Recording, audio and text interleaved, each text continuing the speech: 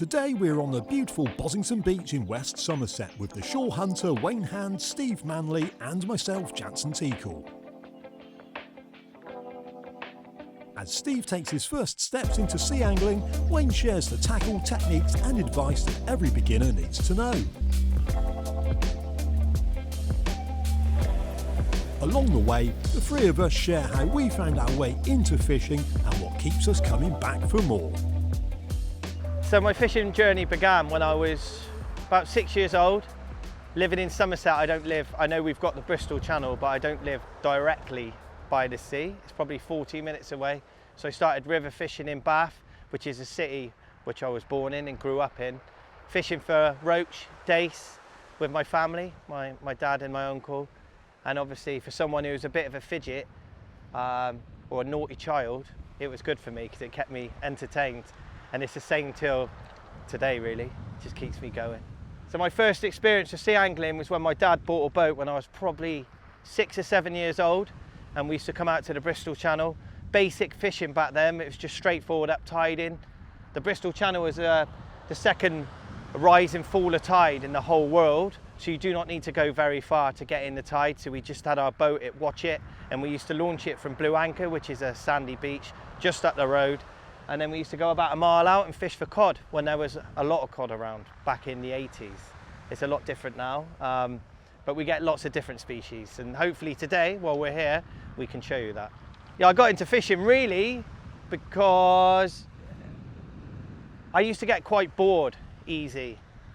I know now when we're adults, there's lots of names for like ADHD and all stuff like this, but I was just kind of I've not really gotten any attention span really, so fishing just kept me interested because any minute, as we know, because we love it, just get that bite, it just keeps you interested, and I just loved it, just not knowing. So naturally, my influences when I was younger would be obviously my father, my uncle. We used to go fishing a lot, and then obviously people like Henry Gilby, Matt Hayes, people like that, and I'm lucky that I go fishing with Henry now and I work with Henry on quite a few things. So I'm living a dream really. So I often get asked, where's the name The Shore Hunter? Where did it come from? It was actually my wife. My wife's a graphic designer and very clever. She's actually a witch, but a good witch, all right? So don't be him.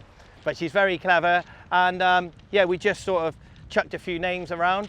I know it's quite cheesy, but I was very fortunate that no one's actually trademarked it, which is quite strange. Not even a law, not even a rod. So yeah, I'm very lucky. It's very cheesy, but it's catchy and people do know who I am through that name. I'm very lucky actually having that name. So I decided to create fishing content probably about 15 years ago when I was in the military. I was in the military for 18 years and sometimes I wasn't actually allowed to be on kind of social media. I used to do a lot of carp fishing and I found it was quite selfish in that environment. When I left the military, I decided to set up a Facebook group to help people called the UK Shore Catch Reports, and it turned out to be very successful. And it went to sort of 20,000 people overnight, and it became one of the biggest helpful fishing Facebook pages, and naturally everything progressed. So I was helping people on there, and then people were saying, well, why don't you get into coaching? So I got into coaching, and then about 7 years ago, my wife bought me an action cam. Well, I wouldn't say it's really an action cam. One of the originals, it wasn't even a GoPro. And I went out and filmed a session on a local beach called Breen Beach, but I never actually put it online because I wasn't confident enough. Like everything, I just imagined everyone would just give me loads of hassle. So I decided I wasn't confident enough to put my stuff online. And then about 4 years ago, I set up my YouTube channel and I've been very fortunate to do some amazing things, and now I'm full-time and I'm very grateful to the people that support me. My first few videos on YouTube or sessions are probably a little bit scary. You do things a little bit fast and you probably overthink stuff. But what I decided from the very beginning was to just be myself. Be organic, be myself, sometimes to my detriment. Not everyone's gonna like you in life, we know that. Life's not fair. So just be yourself, and then people that follow you will probably stick with you and follow you till the end. And luckily, I think that's how it is. I try not to, I just try and have a little bit of a laugh, try not to be too serious, and try not to say sort of clickbaity stuff to get attention. I probably could have done a lot more by now and said, oh, I nearly died, or you've just seen Well, guess what's just happened, but I'm not that guy, I should be. I just put normal fishing stuff out and luckily people get stuff from it. And blank sessions, I like putting blank sessions out. As I mentioned earlier, it's now a full-time career. Believe it or not, that is not the social media side. So for people getting into YouTube and obviously Facebook, it doesn't really pay. I know it will do top end, and there's lots of people, especially young people growing up thinking, I want to be a YouTuber. You've got to do a lot to go with it. So I've had to do coaching to go with it, and now I've got my own brand, The Shore Hunter, where I'm selling rigs, bait elastic, bait needles, and that pays for my fuel and bait. The YouTube pretty much just covers, even though with 30,000 subs and 6 million odd views, probably just covers my bait and fuel every month. It's, yeah, unless you're doing lots of adverts and pushing stuff, and I'm not a sponsored guy, so it's not really my thing. I work for Penn in development, but I'm not a sponsored guy, so I probably am not making the most of what I'm doing, but it keeps me sane. So turning it into a full-time job was hard at the beginning. What I decided to do is go out and fish. Obviously I'm on YouTube, so it's the best advert ever. I've got a camera with me at all time, so I decided if I could make some rigs and show myself using them, especially in this day and age. A lot of us are so busy, and rigs are not that expensive to buy. People haven't got time, and a lot of people shop online. So what I wanted to do is for people to watch my stuff, sit at home on a Friday night with a beer. I could go, I've got this new rig, it's gonna catch me a cod. Go out on Chesil Beach maybe and catch a cod. Then obviously I'd get traction and people would buy it. And sometimes it was just phenomenal. You know, I'd sell, from one video, I could sell 1,000 rigs. And I was very fortunate that when I was doing it, people were doing it before me. So I'm not reinventing the wheel, but since then, a lot of people have cottoned on to the fact that it's quite a good way to be. And yeah, so it's a little bit of a heavy market now, but I'm still very fortunate that I've got a loyal following to support me and buy my stuff online. So for me, the biggest mistake people make, especially fishing in the UK, is thinking it's going to be amazing and you're going to go out and catch every time. That is definitely, it's not that, all right? And I'm not trying to put you off if you're brand new to fishing and you're watching Tide thinking, I'm going to get into sea fishing, all right? You've just got to make a plan. Come out, make a plan, target a species, and do not expect to catch that fish, but come out, try hard. Obviously, the more effort you put into it, the better the reward is. It sounds a little bit cheesy in sea fishing, but it can be hard. But if you get out, try, put the effort in, eventually you will catch that fish, and it makes it extra special. But learn the tides, learn the weather, learn the seasons, learn the fish out around. Obviously, like I mentioned previously, when I was younger, you could come to a beach like this and catch a dozen cod in the winter. You wouldn't catch a dozen if you come here every day for the winter now, but we've got black bream, we've got red gurnard, we've got Cooch's bream. Just be willing to adapt and yeah, try new things, different areas, new baits, and just smile. That's the main thing.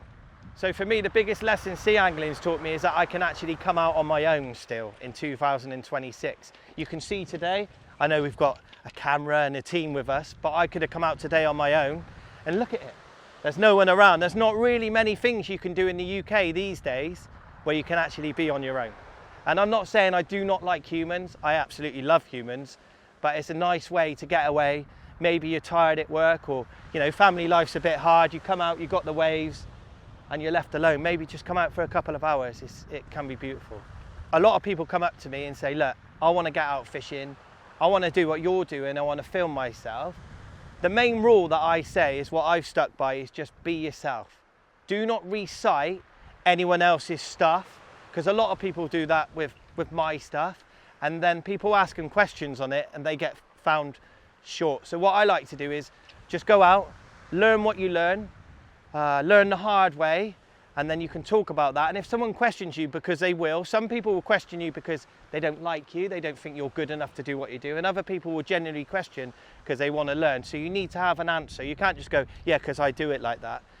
Being on camera, you've got to realise that these people get invested in you, and just, yeah, don't lie to people, because you will get found out very, very quick, all right? And have a good memory. So just be honest. If you're not the greatest angler, like I'm not, just be yourself, all right? Don't try and be anyone else, and you'll go a long way. You may only get 100 followers or 100 subscribers, but they're actually watching because they enjoy you. Don't rush off and get 5,000 subs thinking that you're a hero, because people will soon get bored of you. Just be yourself, basically. Right, today's species, I like to call them the Somerset great whites. They're actually sharks, and we're very fortunate. From about May, well, sometimes here the end of April, May, until sort of October, we get a nice run of sharks. They're actually smooth hounds. In Australia, they call them gummy sharks because they've got no teeth. And I've been working with Tide for quite a while, and the boss is here today because he messes around in people's ponds, catching fish with names like bent tail, and he's just been to France and blanked and blamed it on the weather. So he's had to call me in today to bring him out fishing, and hopefully we can get you in on the action. So Steve, come on in. Sorry about the blanking bit. No, that's fine. Oh, you said they shut the lake, didn't you? It's all right, mate. They shut the lake. You were so bad. Invited here. So my fishing background wasn't steeped in sea fishing experience. I started off fishing with my dad on the River Thames near where I live, Windsor, and I was about 4 years of age, fishing for gudgeon, dace, roach, rudd, perch, etc. And had some amazing memories in that area, Colne Valley, and have largely coarse fished for most of my life. Then moved into fly fishing with my dad in my mid-20s. Had a wonderful experience fly fishing for many years with my dad, and still do to this day, which is something I really cherish. Been carp fishing for probably 20-25 years. I know many of the people watching this are going to laugh about that, but it's still fishing. I've enjoyed that. I've fished over in Europe quite a bit and in the UK, and yeah, I just had a fantastic time meeting a wide variety of people, some of which are still some of my best friends today. So yeah, massive angling fan. Just not so much in sea fishing until now. What do I enjoy most about carp fishing? Well, it's the ability to switch off. Very much like people's experience with sea fishing, you get to kind of disappear, reset.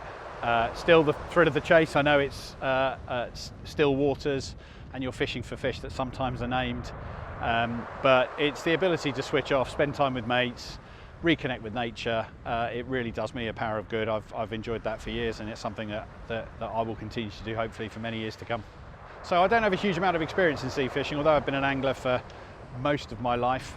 I've caught some bass last year, but one of the reasons we're here today is for Wayne to give me some hints and tips and get me up to speed so I can catch some dogfish, smooth hounds, and have a fantastic day on the beach. And I plan to do an awful lot more. What made me get into sea angling is the business that we built in Tide. It's serving a community that we care greatly about, and it's really important for me as someone who's leading that business and working in that industry to make sure that I understand what people want from sea fishing and to experience all the fantastic things that I hear on a daily basis. So I'm really excited to get into it.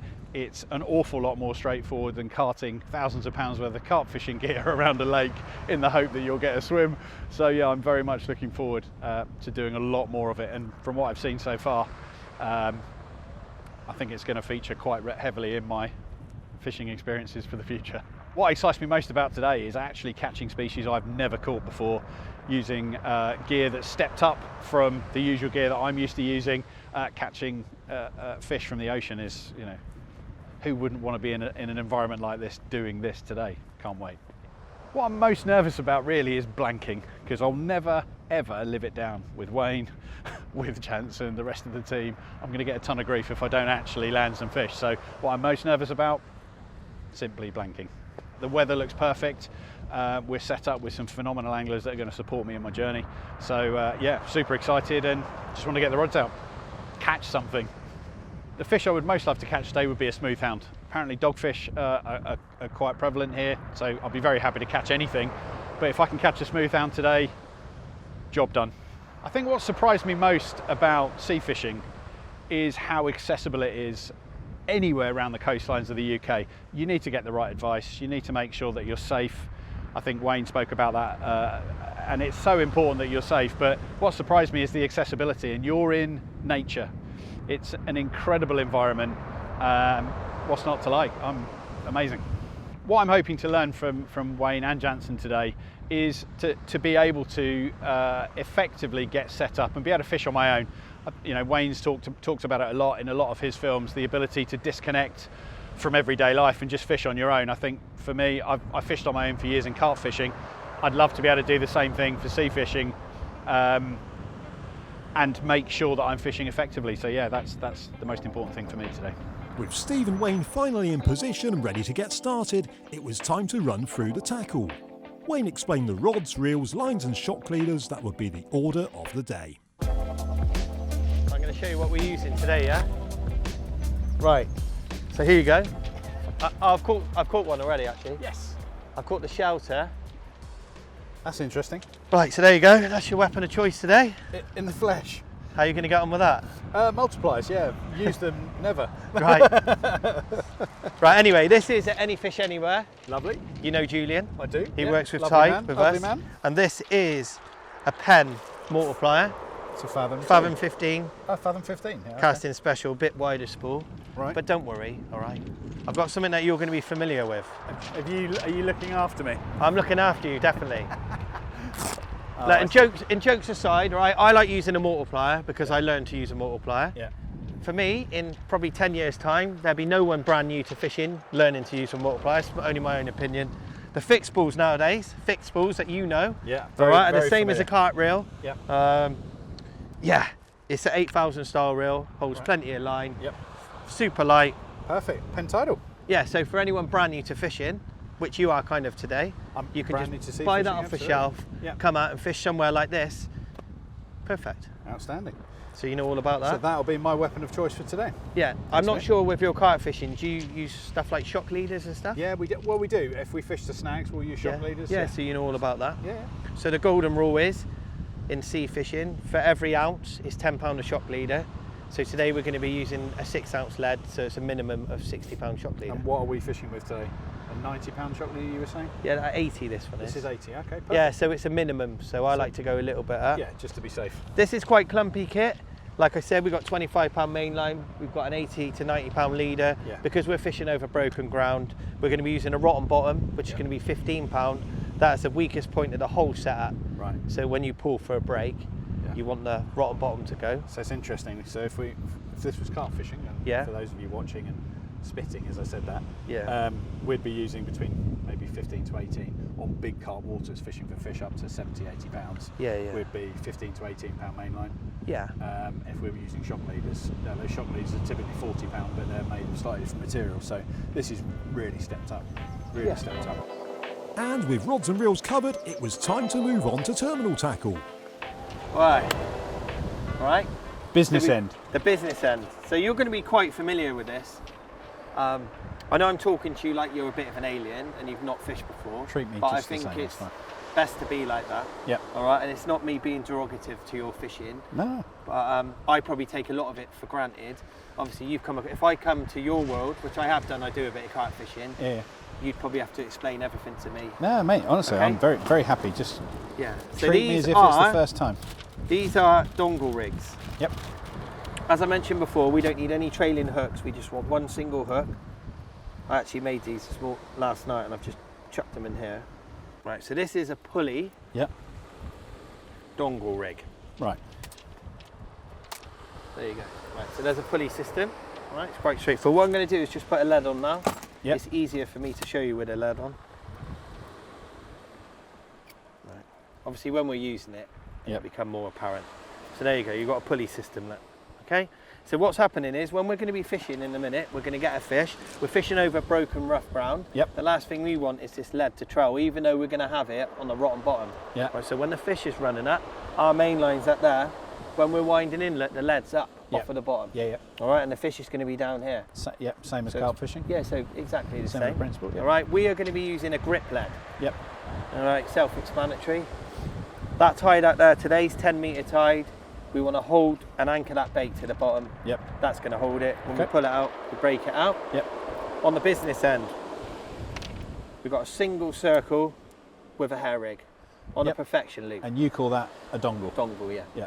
So we've not actually tied that straight to your hook length. Yeah. so we can allow it to move. So we put the bait onto there, that can move everywhere. So if a fish approaches from any angle, it's getting it. Yeah, in similar terms, if that was carp fishing, it'd be sat with a spinner rig with a bit of lead there, allowing the hook to move and have the bait presentation to be quite natural. One question I've got is, why is it called a dongle, not a herring? South African. It is purely that? Yeah, wow, it's a dingle, dangle, dongle. Dingle, dangle, dongle. Yeah. Okay, cool.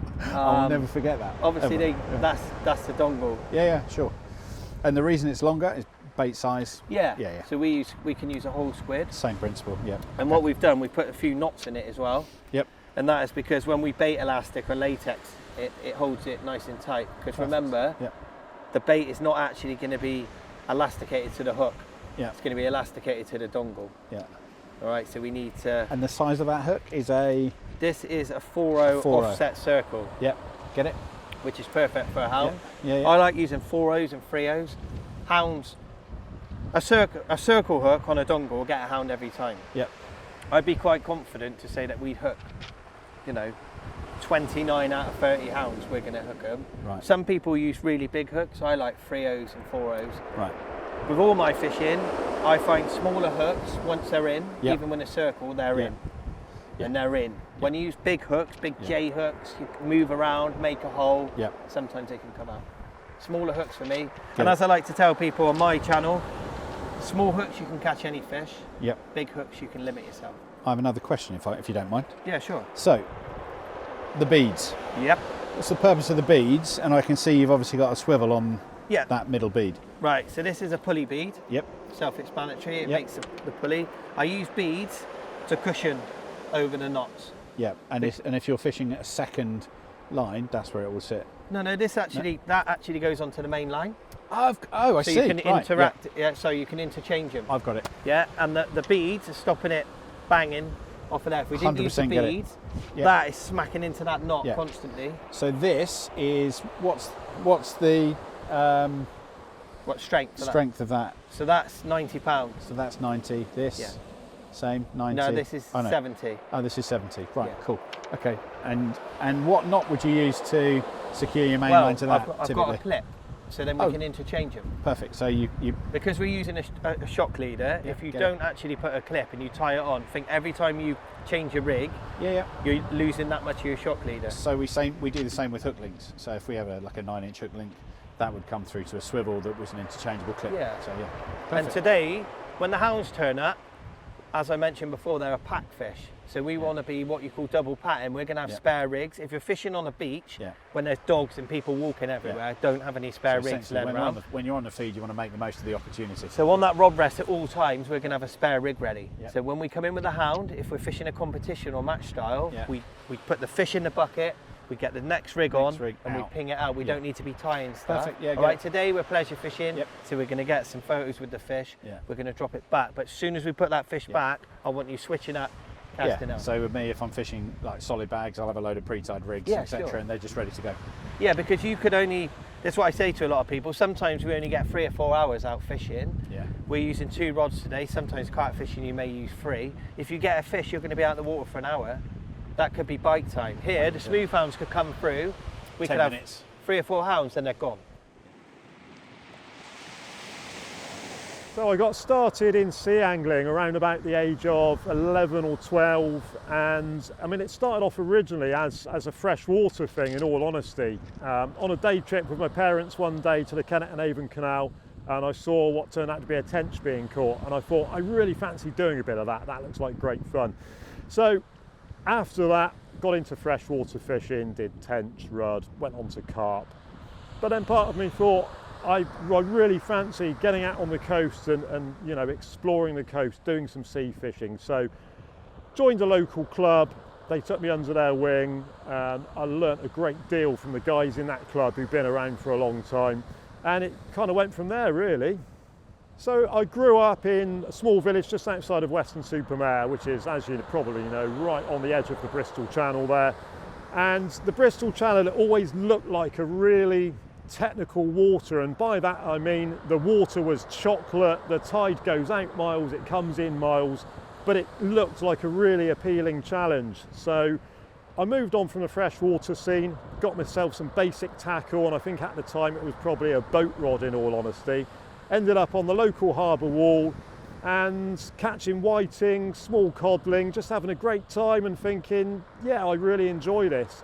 And I think for me, it's the fact that the ocean is such a big place. You don't know where the fish are going to be. You don't know if you're going to catch anything. With the freshwater fishing, you knew what fish were in there. You knew what you were going to catch. And for me, the bigger challenge of sea fishing, it was just something that was calling the whole time. So a lot of people ask me, where did the name The Gambling Angler come from? And it's quite simple really, and it's a little bit philosophical as well. So gambling, fishing is in effect gambling. Every time we're going out there, we're casting a line, we think we've got good odds. In other words, we think we've got things on our side. We can have good bait. It could be a great tide on the day and you might walk off the beach and not catch anything. You could turn up another day when conditions are less favourable, the odds are against you, but you catch a load of fish, and that's where the name came from. So I know Wayne's already gone through his tackle today, what he's using and what Steve's going to be using, and to be honest, mine's quite similar. So I've got a fixed spool rod and reel, I've got £20 mainline with a shock leader, and on the end of the shock leader I've got a quick release clip, and I've got my rigs hanging up here. Exactly the same thing really is what Wayne's using. Dongle rig, 4/0 circle hook and a rotten bottom clip there on the end. And we're going to be baiting that up with peeler crabs, slinging it out there, and with a bit of luck we're going to find some smooth hounds. I'm just going to show you how easy it is for people at home to pick a brand new rod up off the shelf and come out and fish. Yep. All right? It's not about casting to Swansea. All right, we just need to be 50, 60 yards, comfortable. Yeah. If there's people around us, we need to make sure that we're not doing anything stupid, casting at the beach. So Straight today line. we're just going to have 5 or 6 different casts to Perfect. make sure we're in position. A lot of really good casters in the country, if I went up to them and said, how can you cast that far? They go, I don't know, I can just do it. Yeah. That's great, but if something goes wrong, you don't know how to fix it. Yeah. So what I'm going to do is break it down into stages Yeah. to get your starting position perfect. Once we've got that, because even the quickest human brain can think probably of 2 things at once. Yeah. If I said to you, get your feet in the right position, get your arms, get your head, look up, pull down, you're going to go, "Whoa," Yeah. and it's going to hit the beach. Yeah. What I want to do is break it down to your starting position, Yeah. get you in a starting position and make it easy to cast, all right? Perfect. What I'm going to do now is demo, Yep. and then we'll break it down, you can do it, and then we can get fishing. So as I'm right-handed and right-footed, I put my left foot at the target, my right foot nice and relaxed, and I'm just going to simple over-the-head thump. Remember, it's not about me putting the power in, it's using the rod. Yeah. All right, so I'm going to look up, and then just simple, just pull down. Look, I'm not running round, look, it's still in the air, still in the air. All right, Down. what did you notice about that? Straight. Straight, all right, that's the main thing. I'm not out of breath, I could do that all day, Yeah. and it was straight. So what we're going to do now is you're going to have a go. You're going to fly this. We'll see. So as it's our first little lesson, we're not going to go into all of it, just Yeah. a basic rule of thumb. I want your lead just over halfway on the rod, all right? Yeah, mate. We're not, you know, we've not got all day to work on this. Yeah, that's fine. So just simple stuff. You've got nice long arms, levers. Yeah. That's it. As you would normal. I don't want you to cast, so I want your left foot at the target, which is straight out. Your right foot like a boxing stance. Your left arm is an extension of the rod, Yeah. so that stays straight. Your right arm is near your ear. Yeah. Slight bend. Yeah. Hold it on the end. The length's Yeah. important. Yeah. Right on the end, right on the end. And all I want you to do, right, there's your starting positions. Yeah. You've only got 2 more things to think of, and that is looking up. Remember, you're not casting out of your eyes. Yeah. If you look at the sea, that lead's going to come out and pile straight into the sea. Yeah. You've got to look up there, Yeah. because that's 14 foot long. So I want you to look up there, Yeah. and all I want you to do when I get out your way Yeah. is just look up and pull down, nice and gentle, all right? Yeah. After 3, 3, 2, 1. Look at that. It's just gone up. Yeah, that's fine. There you go, that's fine. Got it. Same as before, nice and relaxed. Pull into that hip. Good, look at that. Good. I know you're an adult and you've done this before, No, but no. for the sake of today, No, it's mate, nice great. to show how simple it can be. What I find fascinating is the mechanics are slightly different because the rods are longer, everything's beefed up, lead's heavier. Yeah. So in the fishing world, you get like what we call a pendulum cast, yeah, that everyone wants to do. Yeah, The most important part of a pendulum cast is the bit at the end, the pulling down. yeah, All right, and that's what you need to work on. So it doesn't matter how we get compression in the rod eventually, yeah. that end bit is the most important, all right? So Got if it. you have one more go at that, I'll have one more go at that. you're made with this anyway. Well done. So I just want you to slow it down at the start and then hit it when you get that compression on the rod, yeah? Yeah. Pull in. That's the one. Congratulations. I love it. Well done, mate. Coming soon, join us back on the beach in part 2 as Steve puts Wayne's advice to the test. Will it all come together, and can he land his very first sea fish? There's only one way to find out.